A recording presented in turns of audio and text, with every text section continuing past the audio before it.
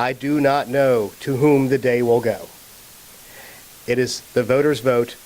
The counties will do their work. We will aggregate them and post them on our sites. People have asked us, when do you expect a winner? I don't know. We don't have a magic ball to look at and tell us those things.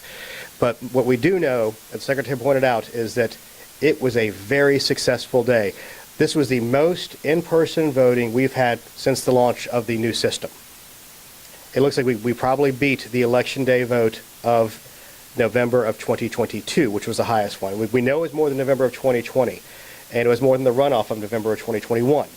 That's what it looks like today to us. So we had record turnout across the board. We had record turnout for a runoff and a midterm. We had record turnout of early voting. We had record use of absentee ballots. So the systems in place allow voters ease of use, their choice of 3 styles of voting, and essentially on Election Day, no lines other than a handful of them in Cherokee, because many of those voters chose not to use the pre-Election Day voting. So with that, any detailed questions we have on where we stand right now? Can you talk a little bit more about that and put that in perspective for a runoff election to have what looks like a record turnout more than a presidential election? It's pretty incredible.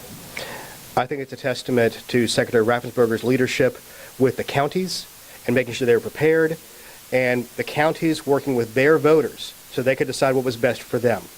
And the campaigns, and here's one thing, I'll put my old-fashioned political consultant hat on. A lot of people thought this election was sort of baked in the cake. Neither campaign stopped working, and no voters who cared about their voice being heard was deterred from voting. That is very different from what we saw in January 2021. People said, I don't care who wins or loses, I want my voice to be heard.